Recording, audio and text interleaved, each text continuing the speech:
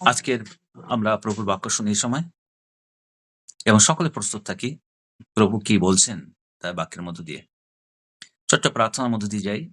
জীবন্তী পিতা, তোমায় ধন্যবাদ দিই আজকের সময়ের জন্য, যে আরাধনার মধ্য দিয়ে আমরা তোমার প্রশংসা করতে পেরেছি। আমরা বিশ্বাস করি আমাদের প্রশংসা আরাধনা তোমার কাছে গ্রহণযোগ্য হয়েছে। প্রভু, সুগন্ধ ধূপ স্বরূপ তোমার কাছে পৌঁছেছে। আমরা বিশ্বাস করি তোমার আশীর্বাদ, তোমার হাত আমাদের উপরে রেখেছ। প্রভু, এই মুহূর্তে প্রভু সকলকে তোমার কাছে রাখি। সকলে অন্তর খুলে দাও তোমার বাক্য বুঝবার জন্য, হৃদয়ে গেঁথে রাখবার জন্য, সেই বাক্য অনুসারে আমাদেরকে এগিয়ে যাওয়ার জন্য। প্রভু, তুমি আমাদের সাহায্য করবে। যীশু খ্রিস্টের নামে তোমার কাছে প্রার্থনা করি, আমেন। আজকের বাক্য সাবজেক্ট, বিষয় হচ্ছে গিয়ে কিভাবে আমরা নিজেরাই নিজের সফলতায় আমরা বাধা সৃষ্টি করি। কিভাবে আমরা নিজের সফলতায় নিজেরাই বাধা সৃষ্টি করি। আমরা অনেক সময় এইভাবে বলি যে অন্যরা আমাকে এগোতে দিচ্ছে না, পরিস্থিতি খুব খারাপ, শত্রু আমাকে বাধা দিচ্ছে। কিন্তু বাইবেল থেকে আমরা দেখব, সত্যি কি পরিস্থিতি খারাপের জন্য আমি এগোতে পারছি না? সত্যি কি লোকজন আমার শত্রু হয়ে দাঁড়িয়েছে? সত্যি কি অন্যরা আমাকে বাধা সৃষ্টি করছে তাই আমি এগোতে পারছি না? না, এটা আমার নিজের কারণেই আমি এগোতে পারছি না। তো আমরা সবসময়, অনেক সময় আমরা নিজেরাই নিজের বড় বাধা হয়ে দাঁড়াই, অন্যরা নয়, শত্রু নয়। মনে রাখি, প্রভুর সঙ্গে থাকলে আমাদেরকে কেউ আটকাতে পারে না। আমাদের সাফল্য প্রভু থেকে আসে। তাই প্রভুর বাক্যের জ্ঞান আমাদের জানা প্রয়োজন আছে।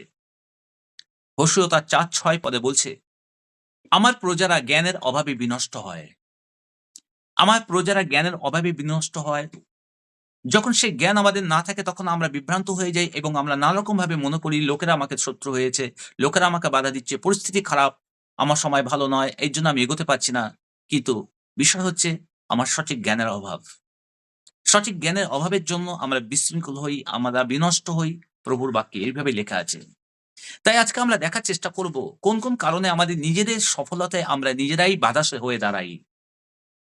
যদি আমরা প্রথমে দেখি যে আমাদের সফলতায় আমাদের বাধা হয়ে দাঁড়ায় প্রথমত আমাদের ভয়।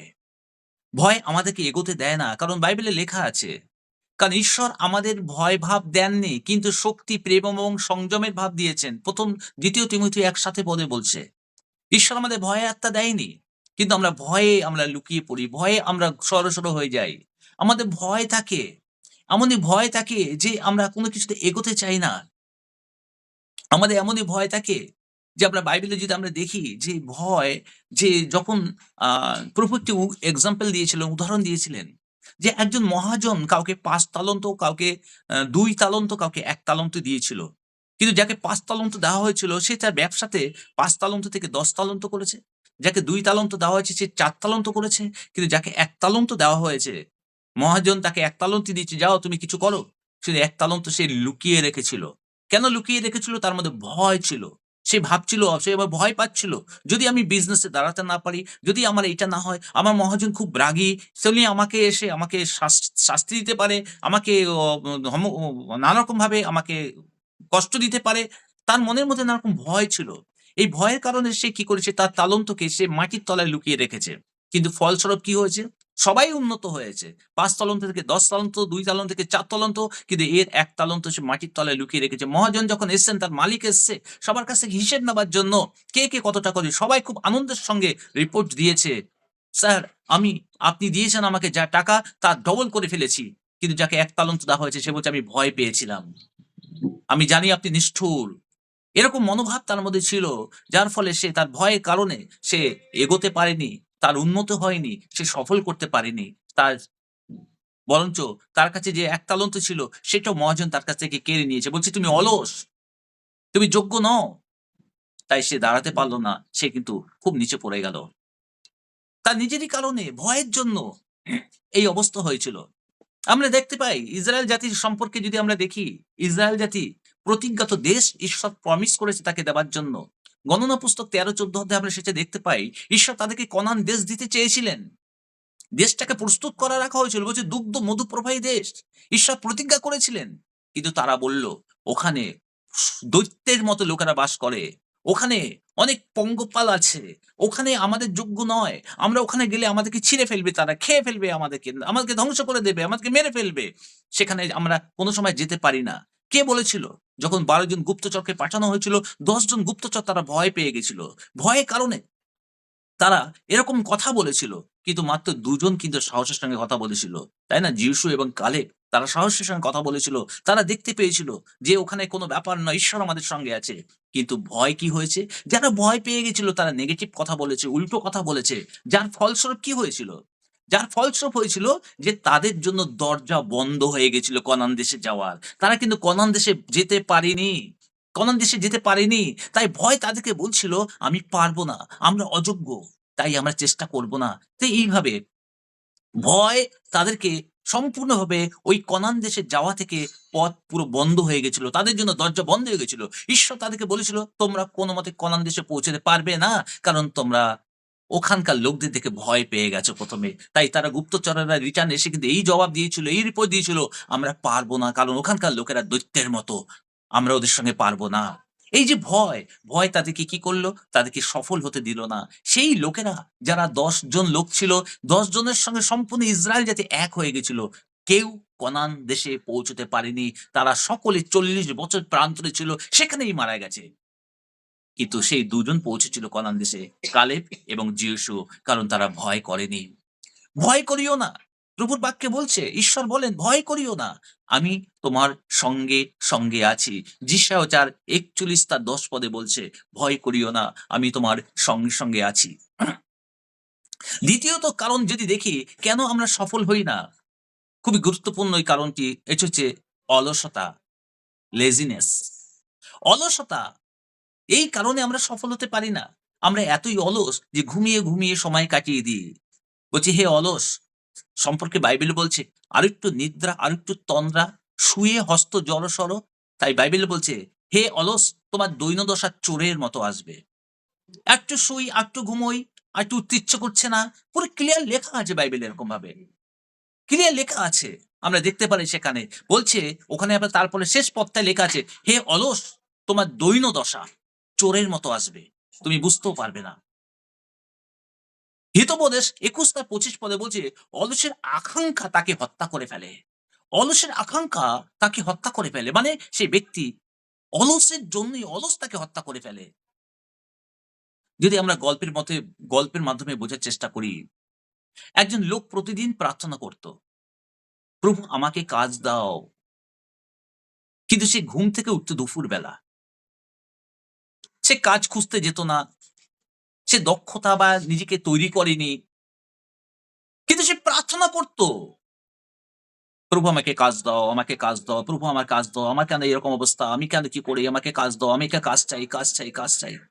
সে কাজ চাই বলে প্রার্থনা করত। কিন্তু কাজ পাওয়ার জন্য কোন উদ্যোগ তার ছিল না। যে গত সপ্তাহে আমরা বলেছিলাম একই রকমভাবে। যে কাজ পেতে চাও তুমি এপ্লাই করো। সে এপ্লাই করেনি। কিন্তু কাজ দাও, কাজ দাও। তাই কাজ পাওয়ার জন্য আমাকে উদ্যোগ নিতে হবে। উদ্যোগী না হলে হবে না। আমাকে উদ্যোগী নিতে হবে। তখনই আমার কাজ আসবে। তো বলছে শুধু প্রার্থনা নয়। প্রার্থনা সে উদ্যোগী হওয়া প্রয়োজন আছে। আমরা নোহের ঘটনা যদি দেখি, সেখানে লেখা আছে নোহ শুধু প্রার্থনা করেনি। নোহ প্রার্থনা করার সঙ্গে, সঙ্গে ঈশ্বর তাকে নৌকা বানাতে বলেছিল। সে একটা জাহাজ বানিয়ে ফেলেছিল।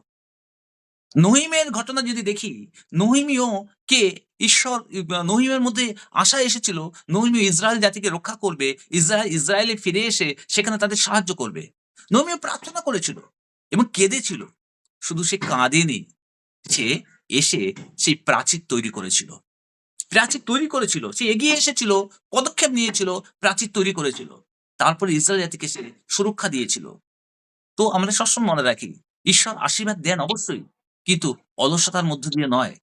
বিশ্বাসের তার কাজের মধ্য দিয়ে ঈশ্বর তাকে আশীর্বাদ করে। তাই মনে রাখি, "প্রভু কাজ দাও, প্রভু আমাকে সফল করো।" এই করলে কিচ্ছু হবে না। যতক্ষণ না আমরা এগিয়ে আসি, যতক্ষণ না আমরা উদ্যোগী নেই, যতক্ষণ না আমরা স স আমরা চেষ্টা না করি। আমাদের এগিয়ে যেতে হবে, চেষ্টা করতে হবে। মনে রাখি, অলস ঘুমিয়ে থাকে। সে কোনো কিছু চেষ্টা করে না। কেউ একজন আছে প্লিজ আপনার মিউট করে দিন, আওয়াজ আসছে এখানে। ৩ নাম্বার আমরা যদি দেখি, হবে না, পারব না, সম্ভব নয়। হবে না, পারবো না, সম্ভব না। মানে ভাবনা, নেগেটিভ ভাবনা, নেতিবাচক কথা আমরা এই সময় বলি। সবসময় মনে রাখি আমরা মুখ থেকে বলি। কোথা থেকে কথা বলি? নেগেটিভ কথাগুলো? আমি পারব না। আমার দ্বারা সম্ভব না। ওটা আমার জন্য নয়। এই যে নেগেটিভ কথাগুলো আমরা মুখ থেকে বলি, জিহ্বা থেকে বলি। আর বাইবেলে হিতোপদেশে ক্লিয়ার 18-21 পদে লেখা আছে, মৃত্যু ও জীবন জিহ্বার অধীন। কোথায় আছে? মৃত্যু এবং জীবন জিহ্বার অধীন। এই জিহ্বা থেকেই মৃত্যু বা জীবন আমি গ্রহণ করতে পারি। আমরা যা বলি আমরা যা বলি সেটাই আমাদের জীবনে ফিউচারে আসে ফিরে। আমার দ্বারা হবে না। আমি ব্যর্থ হয়ে গেছি। আমার ভাগ্য খারাপ। এই কথাগুলো ধীরে, ধীরে আমাদের ভবিষ্যৎকে গড়ে তোলে। আমি যদি বলি আমার দ্বারা সম্ভব, আমি পারবো, এটা আমার ভবিষ্যৎকে গড়ে তুলবে সফলের দিকে। আর যদি বলি আমি পারবো না, আমার অবস্থা খারাপ, আমার ভাগ্য খারাপ, এগুলো যদি বলতে থাকি, এইটাই আমার ভবিষ্যতে তৈরি হবে আমার অসফলতায়। তাই আমি ভবিষ্যতে কি হতে চাই সেটা নির্ভর করে বর্তমান সময়ে আমি মুখ থেকে কেমন কথা বলি, কি কথা বলি। তাই আমার কথা আমার জিহ্বার মধ্যেই রয়েছে জীবন এবং মৃত্যু। আমি কোনটা চাই? যদি ভালো চাই তাহলে ভালো কথা বলি, সফলতার কথা বলি, সম্ভবের কথা বলি, হবের কথা বলি, বিশ্বাসের কথা বলি। প্রভু আমার সঙ্গে আছে, কোনো কিছু আমাকে আটকাতে পারবে না। আমি পারবোই পারবো। এটা আমি সবসময় বলি। আর সত্যি এটাই আপনার ফিউচারে তৈরি হয়ে যাবে। আপনি পারবেন। মনে রাখি যে বাইবেলে উদাহরণ আমরা দেখতে পাই দাউদ এবং গলিয়াতের ঘটনাতে। গলিয়াত যখন আক্রমণ করেছিল ইসরায়েল জাতিকে, সকলে কিন্তু পারবো না, হবে না, সম্ভব নয়, যার ফলে তারা মৃত্যুর মুখ দেখতে পেয়েছিল। কিন্তু একজন ব্যক্তি ছিল, তার নাম ছিল ছোট্ট বালক দাউদ। সে বলছে, আমি পারবো, আমি পারবো, কারণ প্রভু আমাকে উদ্ধার করবেন, প্রভু আমার সঙ্গে সঙ্গে আছেন। তো দাউদের মধ্যে বিশ্বাসের কথা, বিশ্বাস, তার মধ্যে সেই বিশ্বাসে পরিপূর্ণ ছিল, ঈশ্বর আমার সঙ্গে রয়েছে, আমি পারবো। আর তাকে সফলতা দিয়েছিল, তাকে বিজয় দিয়েছিল। গলিয়তকে সে হত্যা করে পেয়েছিল, যা একটা ছোট্ট বাচ্চার কাছে সম্ভব ছিল নয়। কিন্তু তার মনের মধ্যে সেই মনোভাব, যে পজিটিভ চিন্তাধারা, যে আমার দ্বারা সম্ভব, কারণ ঈশ্বর আমার সঙ্গে রয়েছে। অর্থাৎ তার মধ্যে বিশ্বাস প্রকাশ পেয়েছিল, ঈশ্বর আমার সঙ্গে রয়েছে, আমি পারবো। আর সে বিজয় নিয়ে এসেছিল ইসরায়েল জাতির মধ্যে। ৪ নম্বর যদি সমস্যা দেখতে পাই, যে কেন আমি সফল হতে পারি না, কেন আমি বিফল হয়ে যাই, সেটা কারণ হচ্ছে গিয়ে আমাদের পাপ এবং আমাদের অবাধ্যতা। আমাদের পাপ এবং অবাধ্যতা আমাদেরকে শেষ করে দেয়।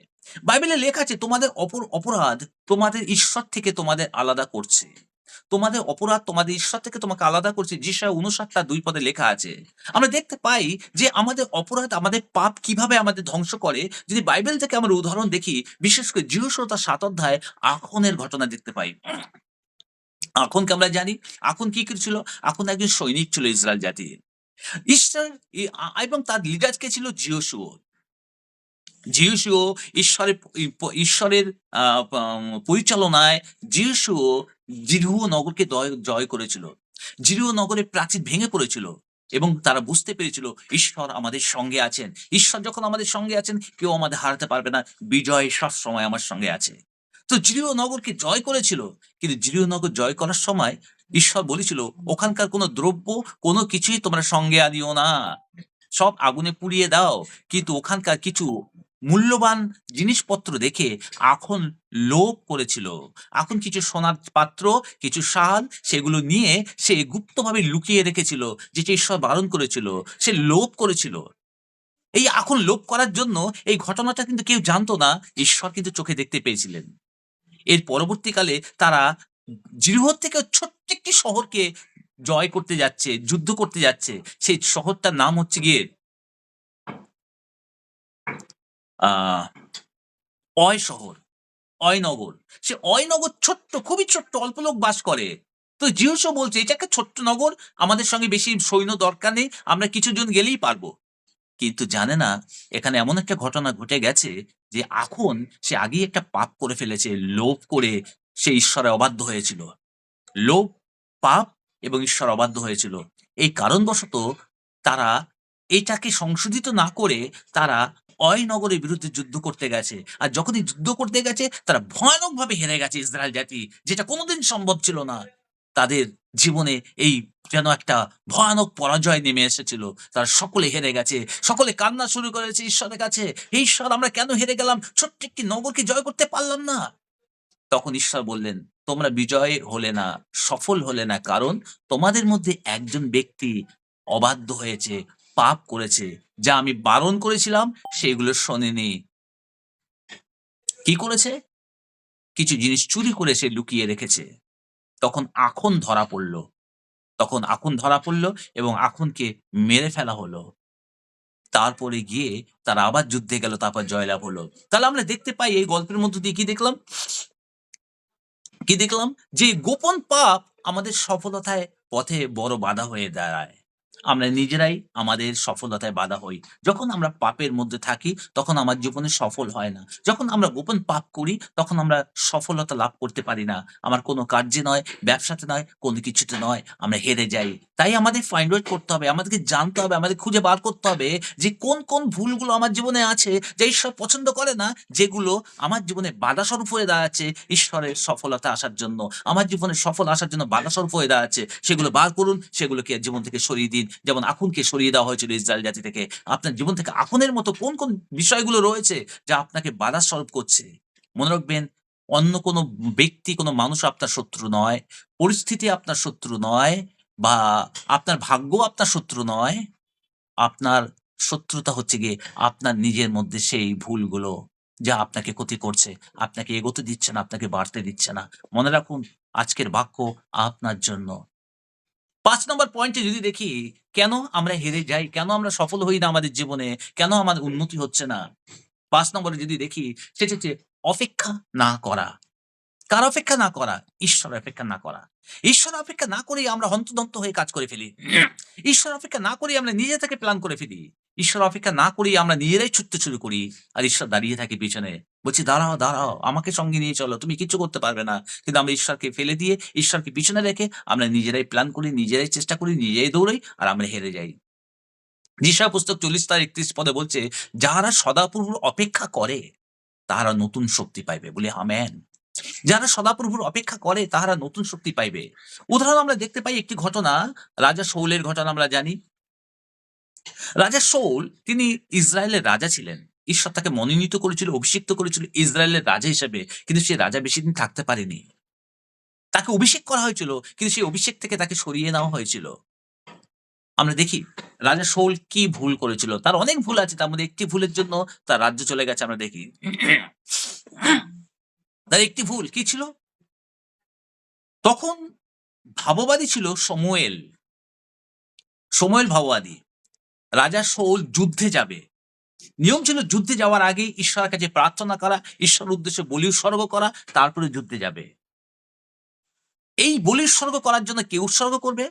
শাউলের অধিকার নেই, সে রাজা। এই কাজ একমাত্র অভিষিক্ত যাজকের।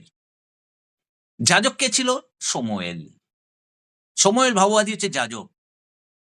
তো রাজা শাউল অপেক্ষা করছে শমূয়েল ভাববাদী আসবে, আমার জন্য বলি উৎসর্গ করবে, সেই বলির আশীর্বাদ নেওয়ার পর আমি যুদ্ধে যাব। কিন্তু শমূয়েলের লেট হচ্ছে আসতে। শমূয়েলের লেট হচ্ছে। রাজা শাউল অনেক অপেক্ষা করছে, দেখি শমূয়েল আর আসছে না। তখন রাজা শাউল কি করলো? শমূয়েল আসছে না, তার লেট হয়ে গেছে, তাই রাজা নিজেই বলি উৎসর্গ করল। অপেক্ষা করতে পারল না। নিজেই বলি উৎসর্গ করে সে যুদ্ধে যাচ্ছে। আর তখনই শমূয়েল চলে এসেছে।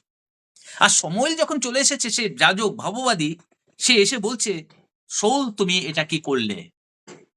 এটা তো তোমার কাজ নয়, এটা যাজক আমার কাজ। এটা আমি উৎসর্গ করব, তুমি কি করলে?" তখন শাউল বলছে, "প্রভু, আমি অপেক্ষা করছিলাম আপনার। দেখছি আপনার লেট হচ্ছে। আমার যুদ্ধে যাওয়ার সময় চলে আসছে। এজন্য ভাবলাম আমি নিজে করে নিই।" বলছে, "তুমি ভুল করেছ। এটা তোমার কাজ নয়।" তুমি এই ভুলের জন্য কি করল? শমূয়েল তাকে বলে দিল, "তোমার রাজ্য তোমার হাত থেকে চলে গেল। তোমার অভিষেক তোমার কাছ থেকে চলে গেল। ঈশ্বর তোমাকে এই স্থান থেকে সরিয়ে দিল।" আর সত্যি শাউলকে সেই দিনের পর থেকে ঈশ্বরের আত্মা শাউলকে ছেড়ে চলে গেছে। মনে রাখি, শাউল ভুল করেছিল, যার ফলে সে কি হলো? তার রাজত্ব হারালো। ঈশ্বর সময় সময় নিখুঁতভাবে ঈশ্বর জানেন। তাড়াহুড়ো করবেন না। আশীর্বাদ আমরা নিজেরাই নষ্ট করে ফেলি। সবসময় মনে রাখি, কে আমাদের শত্রু? শয়তান? না পরিস্থিতি? না আমি নিজেই? তো আমাদের মধ্যে যদি আমাদের ভয়, অলসতা, আমাদের নেতিবাচক কথাবার্তা, আমাদের পাপ, আমাদের অধৈর্যতা আমার জীবনে থাকে, তাহলে এগুলোকে আমাদের ইমিডিয়েট এগুলো আমাদের জীবন থেকে ত্যাগ করা প্রয়োজন।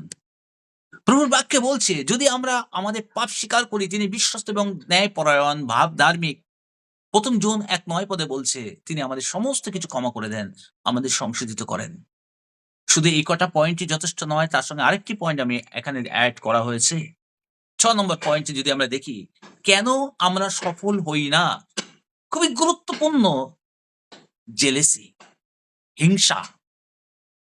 হিংসা এখানে দেখা যায় অন্যের উন্নতিতে কষ্ট পাওয়া, অন্যের উন্নতিতে দুঃখ পাওয়া আমাদের নিজের ক্ষতি নিয়ে আসে। অন্যের উন্নতি হচ্ছে তাতে আমি দুঃখ পাচ্ছি, আমি কষ্ট পাচ্ছি, এটা আমারই ক্ষতি নিয়ে আসে। প্রিয় ভাই বোনেরা, আরো একটি বড় কারণ এটাই যে মানুষ নিজের সফলতায় নিজেই বাধা দেয় তার হিংসার মাধ্যমে। বাইবেলে স্পষ্ট লেখা আছে, কারণ যেখানে হিংসা এবং স্বার্থপরতা আছে সেখানে বিশৃঙ্খলা ও সব রকম মন্দ কাজ থাকে। যাকব তার ৩:১৬ পদে বলছে, হিংসা মানে শুধু অন্যকে অপছন্দ করা নয়, হিংসা মানে শুধু অন্যের প্রতি খারাপ ধারণা নয়, হিংসা মানে ঈশ্বরের দেওয়া আশীর্বাদকে প্রশ্ন করি। ঈশ্বর হয়তো অন্য কাউকে আশীর্বাদ করেছে, আমি প্রশ্ন করছি, ঈশ্বর কেন সেটা হলো, কেন সেটা হলো, আমি কেন নই? বাইবেলের উদাহরণ আমরা যদি দেখি, এই অন্যকে হিংসা করার, অন্যকে আশীর্বাদ এসছে, অন্যের উন্নতি হয়েছে, অন্যের ভালো হয়েছে, তাতে হিংসা করার পরিণাম কি হয়েছে? আমরা দেখতে পাই আদিপুস্তক ৪:৩-৮ পদে। ওখানে দেখতে পাই কইন এবং হেবলের ঘটনা। কইন এবং হেবলের কথা আমরা শুনেছি, আদিপুস্তকে লেখা আছে। সেখানে হেবল কি করেছিল? হেবল ঈশ্বরের কাছে উৎসর্গ করেছিল। কি উৎসর্গ করেছিল? মেষ উৎসর্গ করেছিল। এবং কইন উৎসর্গ করেছিল তার সমস্ত ফল-মূল, এই সমস্ত উৎসর্গ করেছিল। কিন্তু সেখানে দেখা গেছে যখন উৎসর্গ করেছিল, তখন ঈশ্বর হেবলের উৎসর্গ গ্রহণ করেছে। কইনের উৎসর্গ গ্রহণ করেনি। এবং কইনের উৎসর্গ গ্রহণ করেনি, হেবলকে উৎসর্গ গ্রহণ করেছে, অর্থাৎ ঈশ্বর হেবলকে আশীর্বাদ করলো, কইনকে আশীর্বাদ করল না। আর যখন হেবল আশীর্বাদ পেল, তখন কইন রেগে গেল। যখন হেবলের ভালো কিছু হলো, কইন রেগে গেল। কইন রেগে গিয়ে সে ভুল কাজ করতে শুরু করলো। কেন ঈশ্বর তাকে আশীর্বাদ করলো? কেন ঈশ্বর তারটা গ্রহণ করলো? আমারটা কেন নয়? আমি কিসে খারাপ আছি? সবসময় মনে রাখি, সে নিজের আশীর্বাদ, সে নিজে আশীর্বাদ পেত। কিন্তু সে কি করলো? সে হিংসা করলো। কইন রেগে গেল। লাস্টে ভাইকে হত্যা করে ফেলল। কিন্তু বর্তমানকালে আমাদের হত্যা আমরাও করে ফেলি, অন্যকে হিংসা করে। কখন করি? যখন তোমার মধ্যে অন্যের প্রতি হিংসা থাকে, তুমি মনে, মনে তাকে হত্যা করে ফেলেছো। বাইবেলে প্রভু যীশু এটা বলে। যদি তুমি কাউকে ঘৃণা করো, তুমি মনে, মনে তাকে হত্যা করে ফেলেছো।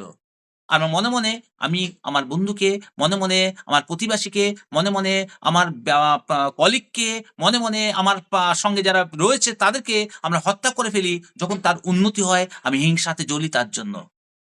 আর যখন আমি দুঃখ পাই তাতে, মনে রাখি অন্যের যদি উন্নতি হয়, আমরা যেন তার সঙ্গে আনন্দ করি। এটাই বাইবেলে লেখা আছে। ফলাফল কি হলো? হেবল স্বর্গে গেল, কইন অভিশপ্ত হয়ে গেল। হিংসা কাউকে উঁচু করে না, হিংসা নিজেকেই নিচেতে নামিয়ে নিয়ে আসে।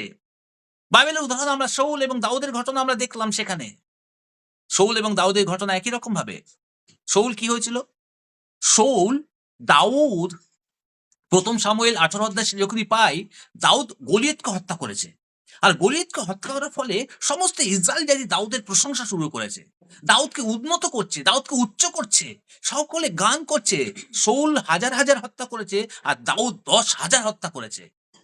এই গান শাউলের শাউলের কানে, রাজা শাউলের কানে, ইসরায়েল রাজা শাউলের কানে যখন পৌঁছলো, সে তার মধ্যে বিষের মতো লাগতে শুরু করলো। সে বলছে, আমি রাজা আর সবাই প্রশংসা দাউদের হচ্ছে, দাউদের এত উন্নত। তখন শাউলের মধ্যে কি আসলো? হিংসা চলে আসলো। দাউদ আমার চেয়ে বড় হয়ে যাচ্ছে। শাউল ভাবলো দাউদ আমার থেকে বড় হয়ে যাচ্ছে। ফল কি হলো? ফল, শাউল দাউদকে মারতে চাইলো। যার ফলে কি হলো?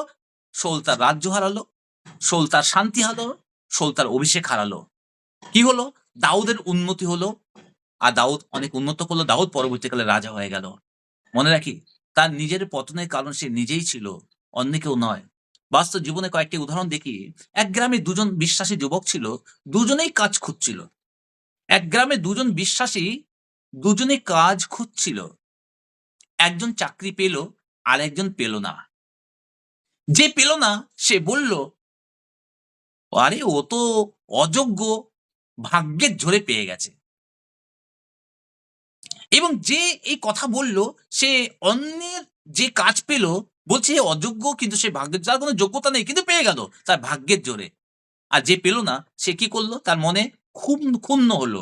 সে বলে, ধুস, প্রার্থনা করে আর কি লাভ আছে। সে আস্তে আস্তে প্রার্থনা করে বন্ধ করলো। যে প্রার্থনা করে কি হবে, আমি প্রার্থনা করে আমি পেলাম না, আর ও পেয়ে গেল, আমার তাহলে প্রার্থনা করে কোনো লাভ নেই। সে কি করলো, আস্তে আস্তে প্রার্থনা করা ছেড়ে দিল। প্রার্থনা করে ছেড়ে দিয়ে সে মানুষের বদনাম করতে লাগলো। অন্যদিকে যে চাকরি পেয়েছিল সে ঈশ্বরকে ধন্যবাদ দিয়ে আরো পরিশ্রম করলো। কিছুদিন পর সেই ব্যক্তি যে চাকরি পেয়েছে তার উন্নতি আরো হতে লাগলো। কিন্তু যে ক্ষুণ্ণ হলো, তার অবনতি হতে সে আর কিছুই করতে পারল না জীবনে। সে ওখানেই তার পতন হয়ে গেল। মনে রাখি বাইবেলে কি বলছে? রোমীয় পুস্তকে দেখি ১২ অধ্যায় ১৫ পদে বলছে, একজন অন্যের উন্নতিতে আনন্দ করো। যখন অন্যরা আনন্দ করে তুমি তার সঙ্গে আনন্দ করো। যখন অন্যরা আনন্দ করে তার সঙ্গে তুমি কষ্ট পেও না। একজন উন্নতি করে একজন পিছিয়ে রইল। অন্যের উন্নতিতে কষ্ট পেলে নিজের উন্নতির দরজা বন্ধ হয়ে যায়।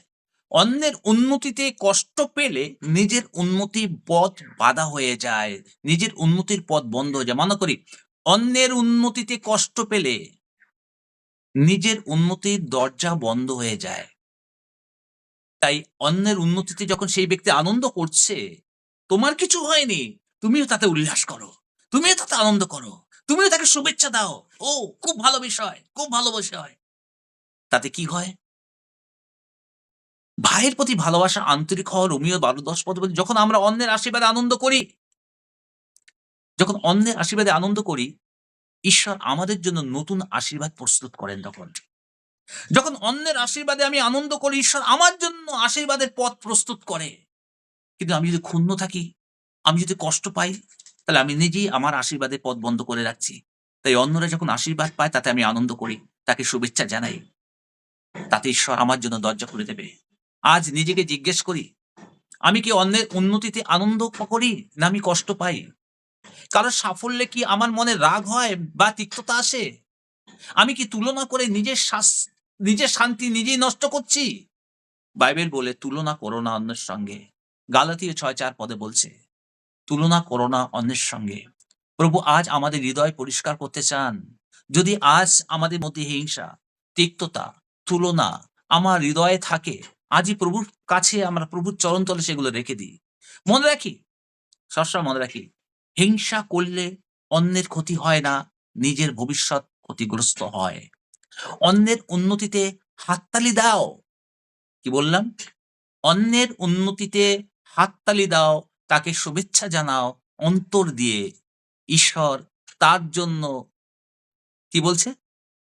যে ব্যক্তি অন্যের উন্নতিতে হাততালি দেয়, যে ব্যক্তি অন্যের উন্নতির জন্য তাকে শুভেচ্ছা জানায়, ঈশ্বর তার জন্য উন্নতির মঞ্চ প্রস্তুত করেন। বুঝতে পারলাম? ঈশ্বর আপনার জন্য আপনার সাফল্যের মঞ্চ, সাফল্যের পথ প্রস্তুত করতে থাকবেন, যখন আপনি অন্যের উন্নতিতে আনন্দ করবেন। Praise the lord. আসুন আমরা প্রভুর কাছে রাখি। তো আজকে আমরা যে বিষয়গুলো দেখলাম, যদি নাম্বার আমরা দেখি এক এক করে, তো প্রথমে দেখলাম কি, ভয় আমাদের শেষ করে দেয়। ভয় ভয় হচ্ছে আমার জীবনের প্রথম বাধা। দ্বিতীয় বাধা হচ্ছে অলসতা, হচ্ছে আমার জীবনের দ্বিতীয় বাধা। তৃতীয় বাধা হচ্ছে নেতিবাচক নেগেটিভ থিংকিং, আমার জীবনের বাধা। তারপরে চতুর্থ বাধা কি দেখলাম? পাপ এবং অবাধ্যতাই আমার জীবনে উন্নতির বাধা। পঞ্চম কি দেখলাম?